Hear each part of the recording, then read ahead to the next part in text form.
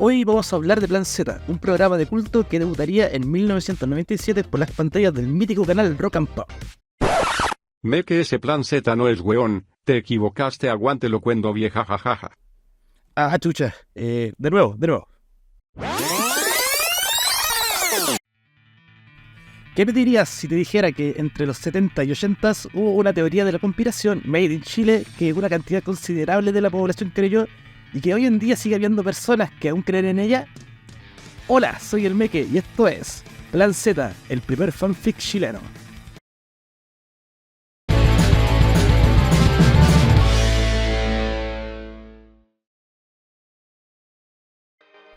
Eran los primeros días después del golpe de estado de 1973, y como buena dictadura emergente, una de sus principales tareas es generar propaganda que diera legitimidad al nuevo régimen, entre las cuales destacan la toma y control de Televisión Nacional de Chile, el control nacional de prensa escrita, el control de las radios, los jingles publicitarios, propaganda educativa en los centros de educación y el mítico Plan Z.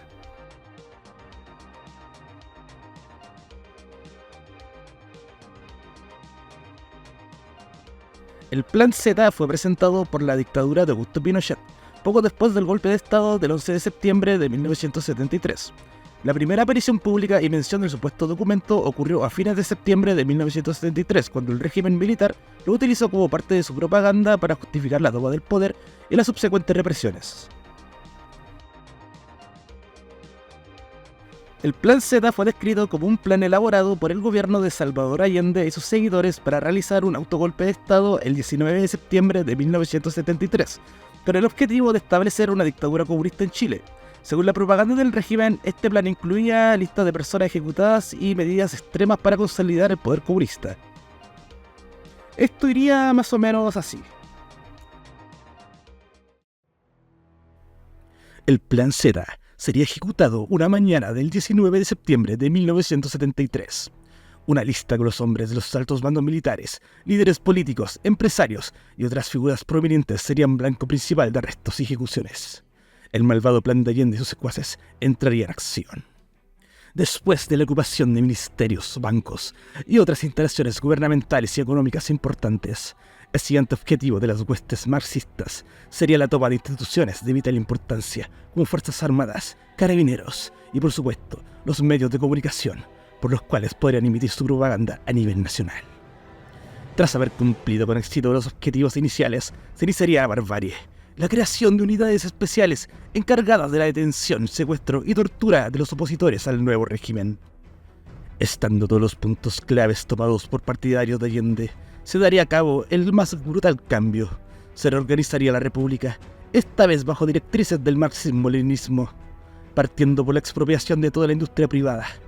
Una nueva dictadura comunista habría emergido, y se habría izado en la moneda una bandera totalmente roja, con una estrella blanca en la esquina superior izquierda. La República Popular de Chile habría nacido. Sin embargo, y casi por intervención divina, este documento llegó a parar, semanas antes de su ejecución, ante quienes menos esperaría.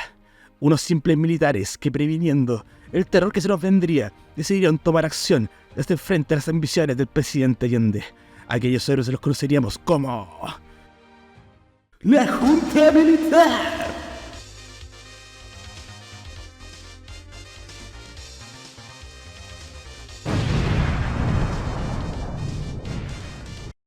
Ahora, hablando en serio, ¿de dónde surge este documento?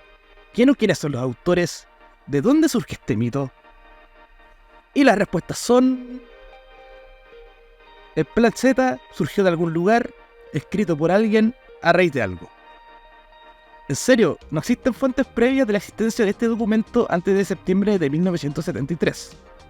Sin embargo, en los meses finales del gobierno de la Unidad Popular, un gran porcentaje de la oposición temía que el presidente Allende pudiera optar a llevar a cabo un gobierno de corte más autoritario, por lo que podríamos catalogar al Plan Z, además de un documento de propaganda, como literalmente el primer fanfic hecho en Chile. Y es que este fanfic recogería los mayores temores de este sector de la población y los plasmaría en una narrativa que además le daría el estatus de legítimo al golpe de Estado. La realidad, sin embargo, fue totalmente otra. El día del golpe salió a la luz que la izquierda no tenía ni siquiera un plan en conjunto coordinado para defenderse de un posible golpe militar, ni siquiera después del intento de golpe en junio del mismo año. Pero no nos adelantemos. Veamos primero cuál fue el real impacto del Plan Z.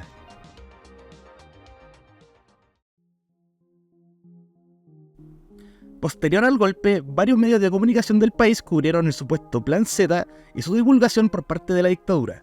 Estos medios, bajo la censura y control impuestos por el gobierno, difundieron la versión oficial del Plan Z como una evidencia de la supuesta amenaza comunista que justificaba el golpe de Estado y las acciones represivas del régimen. Algunos de los medios de comunicación chilenos que cubrieron el Plan Z incluyeron Televisión Nacional de Chile, TVN. La televisión estatal fue utilizada como una herramienta clave de propaganda por el régimen militar. TVN transmitió programas y noticias que promovían la versión oficial del Plan Z y justificaban las acciones del gobierno militar. Varios diarios y periódicos chilenos, bajo la censura y el control del régimen, publicaron artículos y editoriales que respaldaban la narrativa oficial del Plan Z. Entre estos periódicos se encontraban El Mercurio, Era que no, La Segunda, Era que no, y La Tercera, Era que no. Emisoras de radio chilenas también informaron sobre el Plan Z y difundieron la versión oficial del régimen. La radio era un medio importante para llegar a la población y difundir la propaganda del gobierno en ese entonces.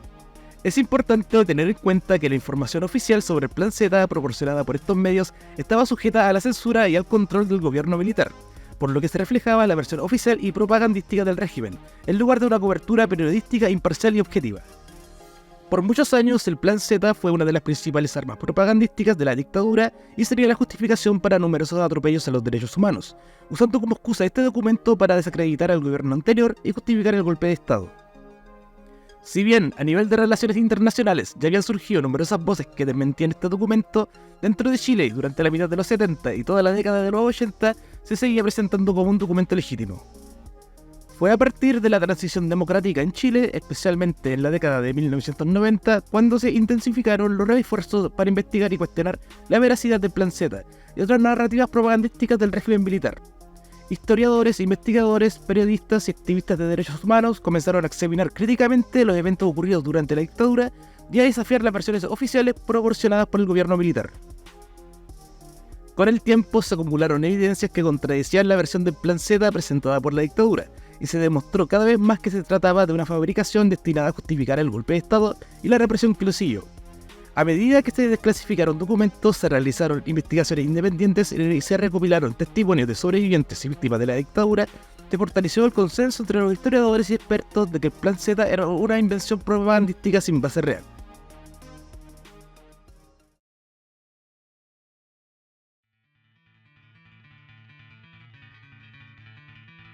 Si bien la narrativa del Plan Z se fue diluyendo mientras avanzaba la dictadura, no deja de ser un gran ejemplo de cómo una invención, una, como diríamos hoy en día, teoría de la conspiración, jugó un papel principal en la propaganda de la dictadura militar, y de cómo los medios de comunicación de ese entonces, controlados por el gobierno, pudieron torcer la opinión del pasado, justificar un golpe ilegítimo y todo a raíz de un documento de carácter ficticio. Y uno pensaría, ya está, esto fue hace 50 años, no creo que vuelva a pasar. Pero si nos ponemos observadores y vemos cómo han cambiado los medios de comunicación en estos 50 años, la cosa se complica mucho más. Ya no es necesario tener el control de la prensa escrita, las estaciones de TV o la radio para impulsar alguna narrativa.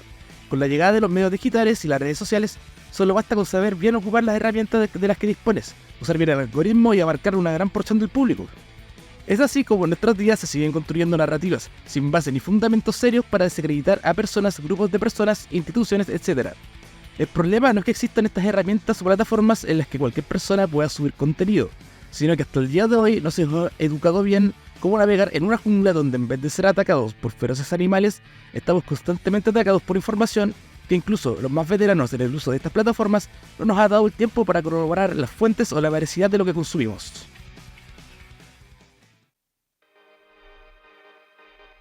Hace tiempo que no hacía esto de los videos con guión y editados. Y espero que les guste este video, porque de ser así podría volver con más contenido. Así que no olviden dejar su like, suscribirse si no lo han hecho. Y recuerden que abajito están todas mis redes. Soy el Meque y se despide. Nos vemos. ¡Muac!